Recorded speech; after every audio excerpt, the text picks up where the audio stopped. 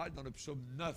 Psaume numéro 9, et le titre du message s'intitule « 24 heures avant le déluge ». 24 heures avant le déluge, que se passait-il? On pourrait dire peut-être 1 heure avant. Vous voyez, il s'est passé exactement la même chose que 48 heures ou 24 heures. Mais spécialement, donc, nous allons voir cela. Psaume numéro 9, ce soir, à partir du verset 16.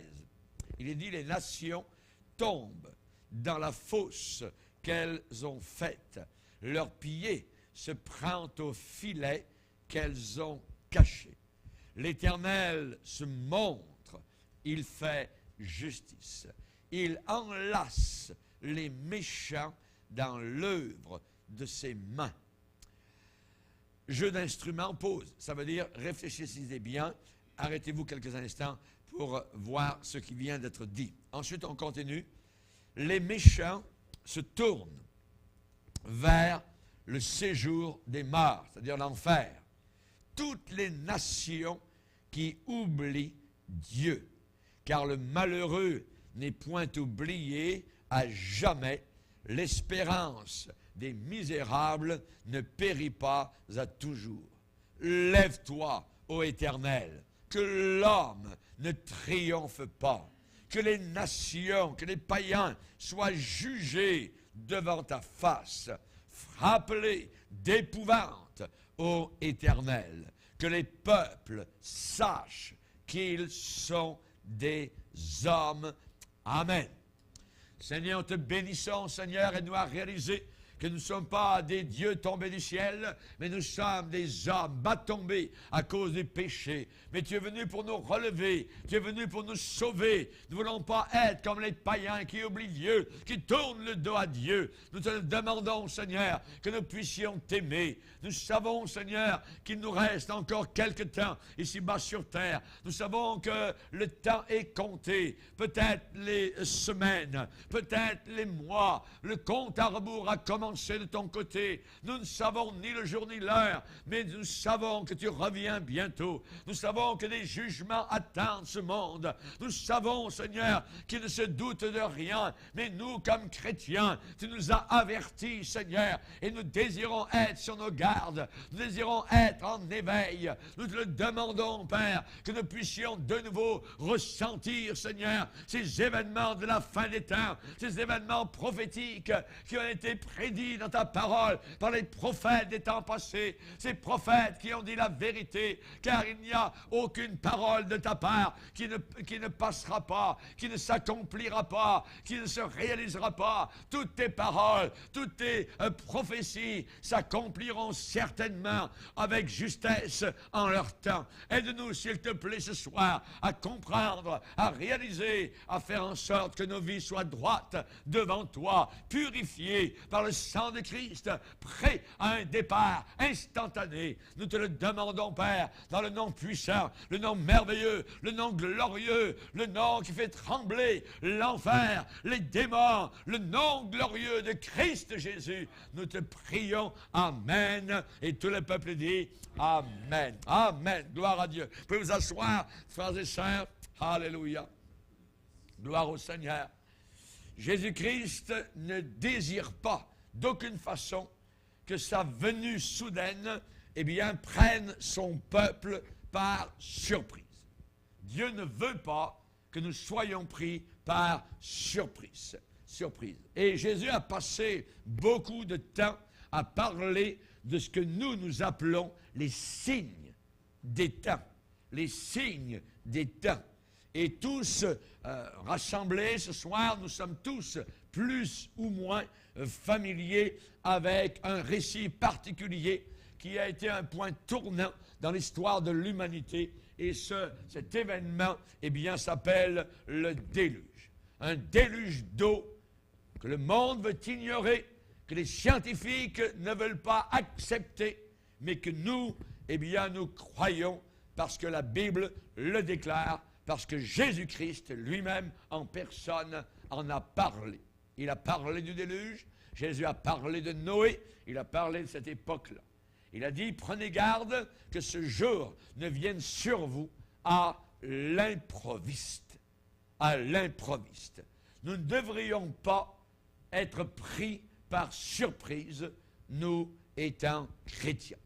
Nous ne devrions pas faire en sorte que ce jour nous surprenne, qu'on soit, comme Jésus a dit, pris à l'improviste.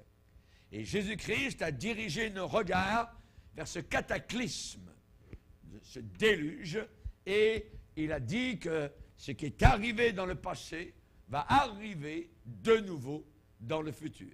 Non pas avec l'élément humide appelé de l'eau, mais avec un autre élément embrasé appelé du feu. C'est ce que Jésus-Christ a déclaré. Nous attendons la venue de Jésus et le monde ne s'attend pas à un déluge de feu qui vont venir les anéantir. Je crois que Jésus a dirigé nos regards vers ce cataclysme du déluge, mais il nous a parlé spécifiquement d'un déversement encore plus grand de colère qui arriverait à sa venue. Le péché, dans les temps anciens, a atteint, à une certaine époque, un sommet. Cela veut dire que le péché montait, le péché grandissait, le péché augmentait à l'époque de Noé, au jour de Noé, jusqu'au moment où il a atteint un certain niveau qui, aux yeux de Dieu, était le point de déclenchement de sa colère. La prochaine fois qu'un tel sommet sera atteint, ce sera l'heure du retour de Jésus-Christ. Lisez avec moi dans l'évangile de Luc, chapitre 17. Luc, chapitre 17, Jésus a parlé de cette période à partir du verset 26. Jésus a dit, ce qui arriva du temps de Noé arrivera de même au jour du Fils de l'homme. Les hommes mangeaient, buvaient, se mariaient et mariaient leurs enfants jusqu'au jour où Noé entra dans l'arche. Le déluge vint, arriva, et les fit tous périr.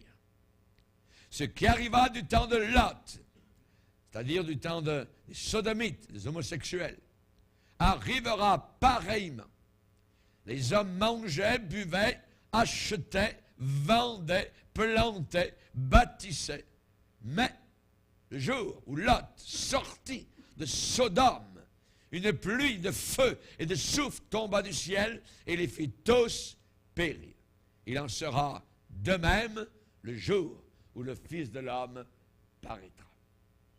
Nous sommes impressionnés par la déclaration de Jésus-Christ sur la vie impie, littéralement, de cette génération, plus particulièrement celle de Noé, la génération de Noé. Et je crois que cela a continué, sans diminuer aucunement, de façon constante, de façon persistante, jusqu'à ce jour fatidique où le déluge est arrivé. Jusqu'à ce jour. Jésus lui-même a dit, les hommes mangeaient, buvaient, se mariaient leurs enfants, jusqu'à ce jour. Jusqu'à ce jour.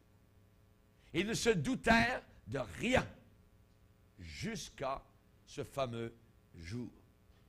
Et je dirais qu'il n'y avait à cette époque-là, du temps de Noé, aucune diminution, aucun arrêt, aucun changement dans leur vie, aucun réveil spirituel, aucun abandon du mal. Les pécheurs continuèrent avec acharnement dans leur endurcissement. Ils ne ralentirent pas une seule seconde dans leur marche folle, dans leur marche sauvage. Et lorsque les premières gouttes de jugement ont commencé à tomber sur leurs mains, ils étaient encore attachés au péché, attachés jusqu'à la fin. Quand les premières gouttes de jugement sont venues, ils étaient encore en train de manger, en train de boire, en train de convoiter, en train de voler, en train de tuer, en train de commettre adultère, et ainsi de suite. Nous avons été, je dirais, à plusieurs reprises, dans notre génération, avertis, ou je dirais, nous avons reçu certains exemples de jugement avec aucun avertissement. Nous rappelons par exemple comment un certain dimanche soir, les soldats américains de la marine américaine étaient en train de fêter, de boire, de convoiter, de danser comme d'habitude dans les bars et les clubs de Pearl Harbor. Ils sont allés se coucher vers 3 heures du matin, et ainsi de suite. Certains étaient complètement sous et ils ne savaient pas. Quelques heures de là, ils allaient mourir par centaines et par milliers, alors que les Japonais étaient en train d'apprêter leurs avions et déjà se diriger sur Pearl Harbor. Ils ne le savaient pas. Il était plus tard qu'ils ne le pensaient. Il était plus tard qu'ils ne le pensaient. Le 11 septembre 01, lorsque, avec des yeux d'incrédulité, nous avons pensé voir un film d'Hollywood et des avions étaient en train de rentrer dans les tours de World Trade Center, on a pensé vivre un cauchemar. Il était plus tard que nous ne le pensions. Et cela fait déjà plusieurs années. Et nous sommes encore rendus plus loin dans le temps. Lorsque le tsunami est arrivé, les gens étaient en train de se baigner sur les plages, de convoiter les femmes, d'être en vacances. Les hommes venaient coucher avec des jeunes filles en Asie, ainsi de suite, partant d'Allemagne et d'ailleurs. Et soudain, la mer s'est retirée de la plage. Ils n'ont rien compris. Quelques instants plus tard, 300 000 personnes tout autour de l'océan Indien sont passées dans l'éternité. La planète Terre a été secouée sur sa base, nous disent les sismographes. J'ai vu dernièrement la ville de Pompéi. Dans les années 70 après Jésus-Christ, il y a encore le volcan qui est là. Et 24 heures avant, ce déluge de lave, ce déluge de feu qui est tombé sur eux, les Pompéiens étaient en train de festoyer, en train de convoiter, en train d'aller prendre leur rendez-vous au Lipari avec les femmes de mauvaise vie. Il y avait encore gravé sur leur route des sexes humains. Ils ne pensaient qu'au mal. Mais soudain, un rugissement à quelques kilomètres de là est sorti d'un volcan et les a tous détruits. Pompéi. Nous visitons les ruines aujourd'hui. Pompéi, Herculanum. Des villes détruites. Nous avons l'exemple de Sodome. On n'a même plus de colonnes, on n'a même plus de rues à visiter. Il a balayé littéralement Sodome et Gomorrhe de la face de la terre. Les homosexuels. Quand la porte de l'arche de Noé a pivoté sur elle-même pour soudain se fermer toute seule sans qu'il n'y ait aucune main visible qui ait fermé cette porte-là, les hommes étaient dans leur dévergondage, encore, dans leur dérèglement. C'était en plein essor, c'était en plein mouvement. La Bible déclare l'Éternel, le grand El Shaddai, ferma la porte. C'était fini. La prédication était terminée, le prédicateur était entré à l'intérieur, il était sauvé. Mais ceux qui étaient à l'extérieur étaient tous perdus. Dieu avait été patient pendant des années et des années et des années. Mais maintenant, l'heure était arrivée. Avez-vous déjà imaginé ce qui se passait 24 heures avant le déluge? Eh bien, 24 heures avant le déluge, ce jour était exactement comme n'importe quel autre jour. Aucun changement dans leur mode d'activité. Il y avait seulement 8 êtres humains. 8. Ils ne remplissent même pas les 2 doigts de la main pour toute la terre à l'époque. Seulement 8 êtres humains savaient que cette journée-là n'était pas un jour ordinaire. C'était la veille du jugement. La porte de l'arche venait de se fermer toute seule. Et Dieu avait fermé l'arche. Et quand Dieu ferme, personne ne peut ouvrir. Personne ne pouvait ouvrir. C'était le dernier jour, avant que le grand coup ne tombe. Dans le psaume 2, on nous dit, baiser le Fils, embrasser le Fils, de peur que sa colère ne s'enflamme, car sa colère est prompte à s'enflammer. Elle arrive d'un coup. Elle arrive d'un coup. Dieu dit c'est fini. Ce qui arriva du temps de Noé arrivera de même, a dit le Seigneur, de même au jour du Fils de l'homme. Le jour avant le déluge, et cette journée-là a dû être pas mal semblable à l'image de notre époque. Tous les signes actuels que nous avons sous nos propres yeux nous disent, nous parlent, nous crient que nous vivons maintenant, actuellement, dans les jours avant un déluge de feu. De feu. Cette époque peut être rallongée par la grâce de Dieu, de quelques mois, de quelques années peut-être. Mais je crois que le compte à rebours a certainement débuté là-haut sous les parvis célestes. Le compte à rebours a débuté. La Bible dit qu'à l'époque de Noé, la patience de Dieu se prolongeait. La patience de Dieu se prolongeait au jour de Noé. Comment était la vie le jour avant le déluge? Voyons si nous pouvons détecter quelques signes, quelques bruits qui nous sont très, très familiers aujourd'hui. Ce soir, j'aimerais vous dire que l'époque avant le déluge était tout d'abord, premièrement, une époque de vie totalement insouciante. Totalement insouciante. C'était une des caractéristiques de toute génération avant qu'il n'y ait jugement, l'insouciance. C'était exactement la même chose à Sodome et Gomorrhe, avant qu'ils ne soient jugés. Ils étaient totalement insouciants. Lisez avec moi dans Ézéchiel chapitre 16. Ézéchiel chapitre 16, au verset 49. Il est dit, voici quel a été le crime de Sodome, ta sœur. Elle avait de l'orgueil. C'est la première chose que le Saint-Esprit note, l'orgueil. Vous avez remarqué aujourd'hui comment cette génération de jeunes gens, de jeunes filles marche la tête en l'air, complètement orgueilleux, orgueilleux de leur vie, orgueilleux de leur corps, orgueilleux de leur enseignement, l'orgueil. Voici quel a été le crime de Sodome, ta sœur. Elle avait de l'orgueil. Elle vivait dans l'abondance et dans une insouciante sécurité, elle et ses filles. Et elle ne soutenait pas la main du malheureux et de l'indigent.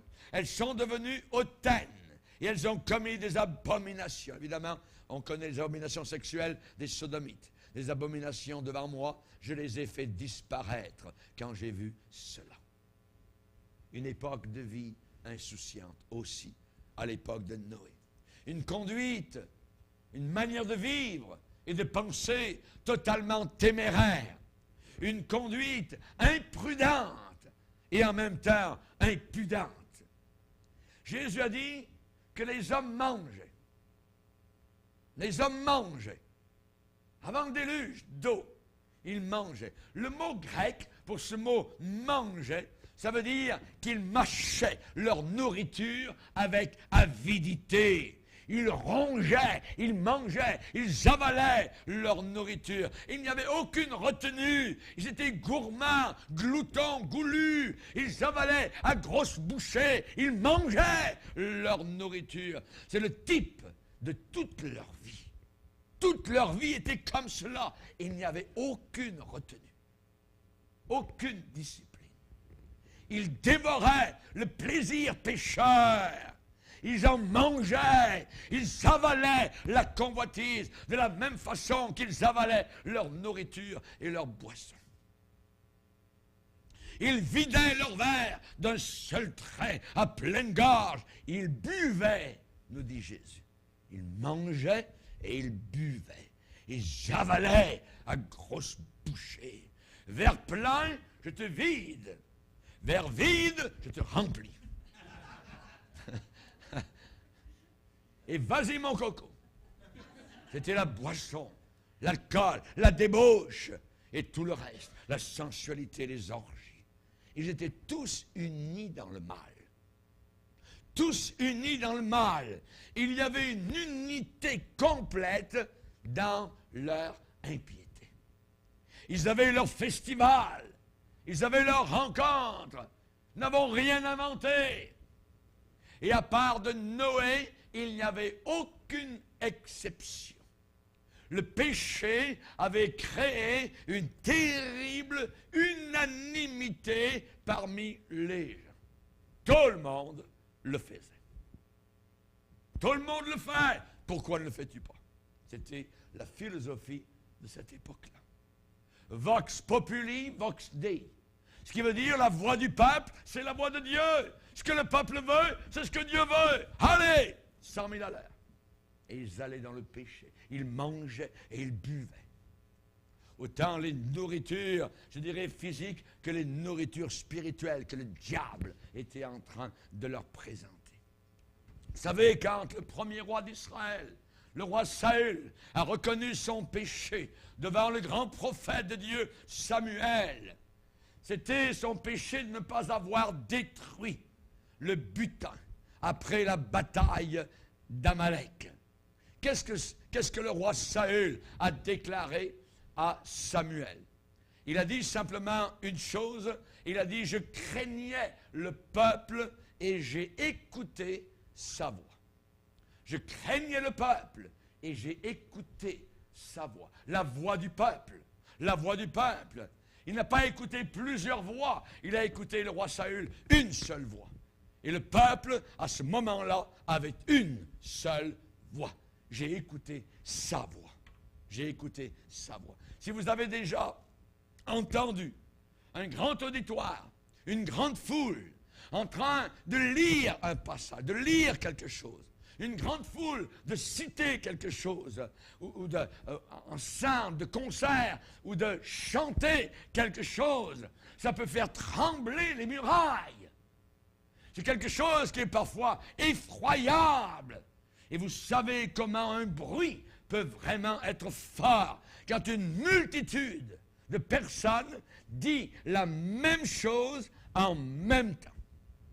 J'ai passé dernièrement, quand j'étais à Paris, à côté du Stade de France, il y avait un grand match, il y avait environ 80 000 personnes qui étaient dans le stade. Et lorsque j'étais à l'extérieur, et je n'étais pas très loin de là, lorsqu'il y avait un but qui était là, vous voyez, j'entendais cette acclamation qui sortait et que l'on pouvait entendre à des kilomètres.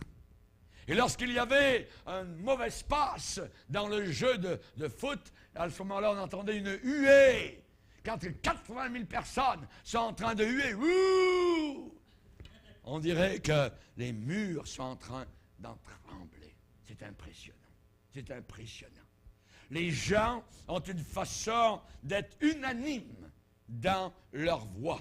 Et cette voix-là peut être tellement forte qu'elle peut même effrayer certains chrétiens. Certains chrétiens. Même vis-à-vis de leurs convictions. Tout le monde dit que nous venons d'un singe. Tout le monde dit que nous venons d'un animal et que nous avons évolué. Tout le monde dit cela. Qui es-tu, toi, pour croire une telle chose? Nous avons besoin de jeunes gens, de jeunes filles. Alors qu'un jeune garçon, avec des yeux remplis de convoitise, veut coucher avec la jeune fille, quand la jeune fille dit « Non, je suis une chrétienne », ah, on a besoin de gens minoritaires qui vont déclarer la vérité à la majorité. Amen. Amen. Alléluia, gloire à Dieu. Dans le cas du roi Saül, comme ça arrive très souvent, la voix du peuple était exactement contraire à la volonté de Dieu. Dans le contraire de la volonté de Dieu. Rappelez-vous la foule d'Éphèse. Lorsque Paul était là en train d'annoncer la parole de Dieu, il est dit que tous sont rassemblés dans le stade à Éphèse et tous d'une seule voix crièrent pendant près de 2 heures, grande est la Diane des Éphésiens. Une foule qui crie pendant 2 heures, qui dit qu'une seule chose, grande est la Diane des Éphésiens. Aujourd'hui, nous avons une autre voie. La voie de l'écuménisme. Toutes les religions ensemble. Tout le monde est bon. Dieu est un Dieu d'amour. Voyez, tout le monde a sa vérité. On peut y aller par les hindous, on peut y aller par Bouddha, on peut y aller par n'importe quoi, pourvu que tu sois bon et sincère. Un jour, il y avait quelqu'un de très sincère. C'était marqué sur la bouteille, médicament. La personne a avalé le médicament et elle est morte. La personne était très sincère. Mais à l'intérieur, hélas, quelqu'un avait fait une erreur. C'était du poison qui était dans la bouteille. Aujourd'hui, il y a des gens très sincères. Pourvu qu'on soit sincère. Non. Non. Ces gens n'y arriveront pas. Il faut être dans la vérité. Et il n'y a qu'un seul endroit où la vérité unique se trouve, c'est dans la Bible. C'est la parole de Dieu. Dieu ne demande pas notre sincérité, il demande notre obéissance à la vérité. À la vérité. Amen. Pourquoi ce tumulte parmi les nations? Pourquoi ces vaines pensées parmi les peuples? Pourquoi les rois se liguent-ils ensemble et les princes contre l'Éternel et contre son roi? Ils disent, brisons leurs liens, on ne veut plus rien avoir à faire avec Dieu, avec son Fils, avec ainsi de suite. Ils se moquent complètement de la Sainte Trinité. Dieu va les épouvanter. Ça va être terrible. Vous rappelez la foule qui elle aussi se trouvait devant Pilate? Ils ont crié à Pilate en parlant de Jésus-Christ, crucifie-le, donne-nous Barabbas. C'est Barabbas que l'on veut voir libre, mais ce Jésus, on veut le voir cloué sur la croix. Crucifie-le. Et la Bible dit qu'ils insistèrent à grands cris, demandant qu'il fût crucifié. Et il est dit dans la Bible, leurs cris l'emportèrent. Leurs cris l'emportèrent. Tout chrétien qui a une certaine sensibilité aujourd'hui ne peut s'empêcher de détecter l'unanimité des pécheurs autour de nous, dans leur détermination pour garder Dieu en dehors de leurs affaires. Ils ressemblent aux Gadaréniens. Rappelez-vous quand Jésus a guéri, a délivré cet homme possédé. La Bible déclare que les Gadaréniens supplièrent Jésus-Christ de quitter leur territoire. Ils ont supplié Jésus, va-t'en, nous ne te voulons pas, s'il te plaît, réponds à notre prière. Jésus n'est jamais revenu. Leur prière a été répondue. Tous ces gens-là aujourd'hui sont en enfer. Et ils haïssent encore Jésus-Christ. Et ils le supplient du fond des flammes éternelles et obscures, en disant, « Ne te veux pas !» Ils sont démonisés. La voix du péché, aujourd'hui, est amplifiée par des amplificateurs qui sont télévision, film, littérature. Notre système d'éducation est pourri complètement. Les écoles, les collèges, les universités sont complètement pourris dans notre propre génération. La voix du péché est amplifiée par une multitude d'autres forces influentes. Jean l'apôtre a écrit dans 1 Jean chapitre 5, le monde entier gît sous la puissance de Satan. Le monde entier, imaginez. Et cette marée noire n'est pas en train de régresser. Cette marée noire est en train de monter de plus en plus. Paul a prophétisé en disant, les hommes séducteurs, les hommes profanes et pécheurs avanceront toujours plus dans le mal, égarant les autres et égarés eux-mêmes. Toi, demeure, reste, ne bouge pas. Demeure dans les choses que tu as apprises et reconnues certaines, sachant de qui tu les as apprises. Toute l'Écriture est inspirée de Dieu et utile pour enseigner, corriger, convaincre, afin que l'homme de Dieu, la femme de Dieu, soit accompli et propre à toute bonne œuvre. L'insouciance. 24 heures avant le déluge, ils étaient totalement insouciants. Il y a certains chrétiens qui me font pitié parce qu'ils attendent un réveil mondial. Et ils disent que Jésus-Christ ne peut pas revenir avant qu'il y ait un réveil mondial. Ils se mettent les deux doigts dans les yeux. Jésus a dit, ce qui arriva du temps de Noé arrivera de même, au jour du Fils de l'homme. Oui, nous espérons qu'il y a des gens qui se réveillent alors qu'il en est temps, mais un réveil mondial où des milliards de personnes soudain vont accepter le Seigneur, non. Jésus a dit, quand je reviendrai, trouverai-je la foi sur la terre? Trouverai-je la foi sur la terre? Et la manière avec laquelle il a posé sa question, cela veut dire, je la trouverai qu'à très peu d'endroits. À très peu d'endroits. Insouciant. Jésus a dit, ils ne se doutèrent de rien, jusqu'à ce que le déluge va et les emporte. Tous. Se doutèrent de rien. Insouciants. Le jour avant le déluge, la vérité était sur la plateforme de l'échafaud. Comme durant la Révolution française, où l'on a coupé avec l'invention d'un certain monsieur appelé Guillotine, où l'on a coupé des milliers de têtes en France. À l'époque de Noé, il y avait un personnage qui se trouvait sur la plateforme de l'échafaud. Personne s'appelait la vérité. La vérité. On lui avait coupé la tête.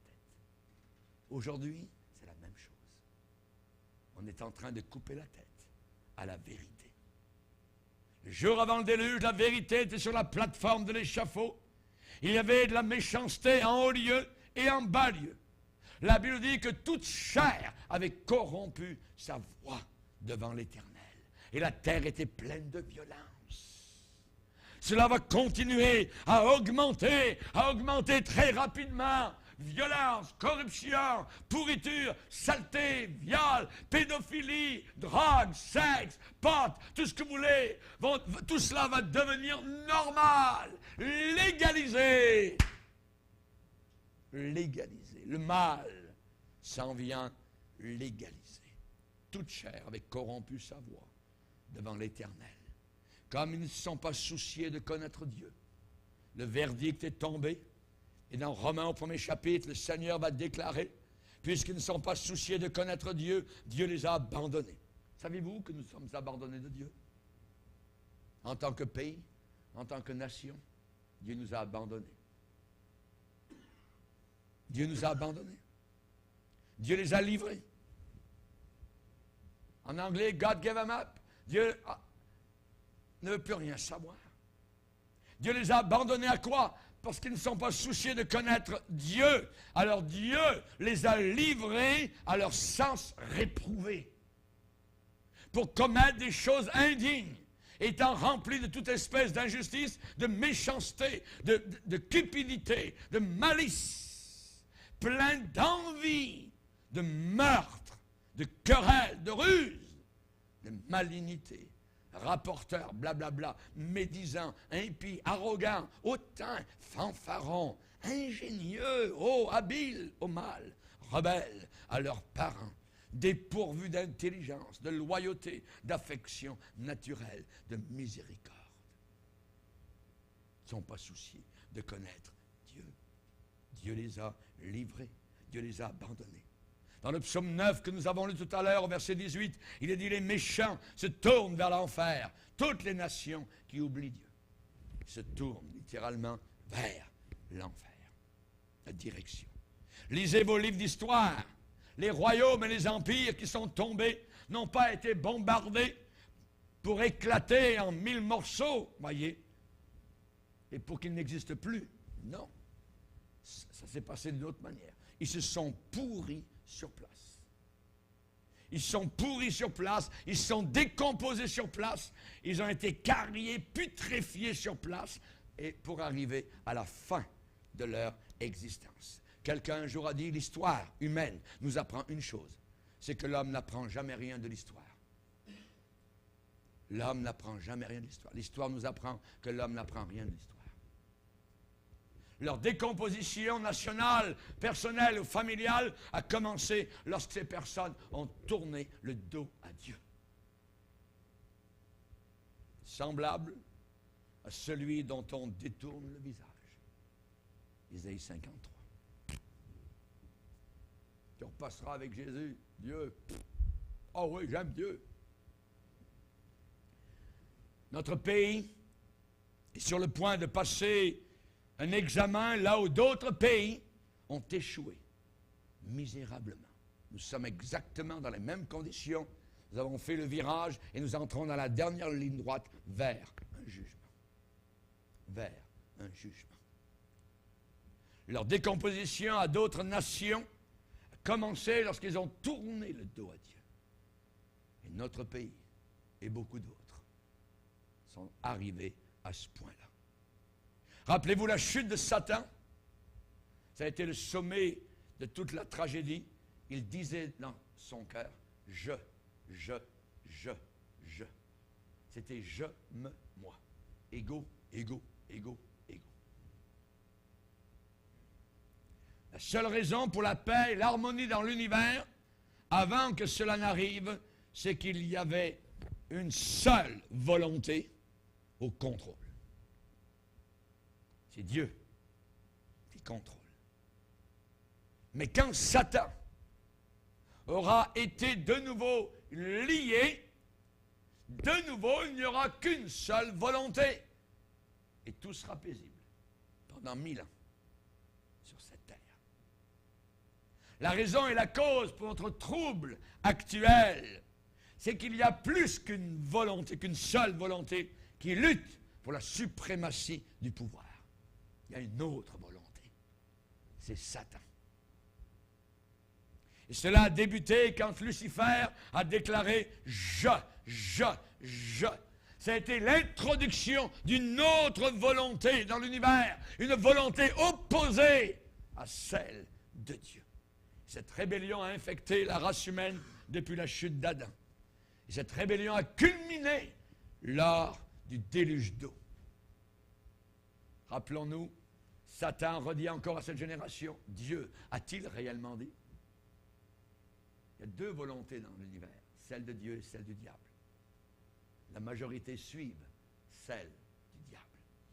Cette rébellion, eh bien, aura son sommet final, décisif, quand Jésus-Christ va revenir. Et Dieu a décrit les gens, dans Isaïe 57, verset 5, s'échauffant près des térébintes sous tout arbre vert. D'autres versions disent, les gens s'enflammaient eux-mêmes avec des idoles. S'enflammer eux-mêmes avec des idoles. Dieu va dire, vous brûlez de convoitise avec les idoles. Le Seigneur va dire, quelqu'un mettra-t-il du feu dans son sein sans que ses vêtements s'enflamment? Alors nous jouons avec le feu sans que nous brûlions. À cette époque-là, il y avait un zèle terrible pour la méchanceté. Tout ce qu'il voulait, c'était la méchanceté. Les communications actuelles permettent une méchanceté abominable. Vous l'avez au bout des doigts. Aujourd'hui. Un zèle terrible pour la méchanceté. Et les gens, à cette époque-là, ont acquéri cela en suivant qui? En suivant Satan. Le premier terroriste a été le diable. Et les gens prennent littéralement en feu avec leur passion impie. Nous sommes rendus actuellement dans le portrait des jours de Noé. Cela est répété aujourd'hui, magnifié, amplifié des milliers de fois. Insouciant. J'aimerais vous donner une autre image. On va la lire dans Ésaïe 59, verset 14.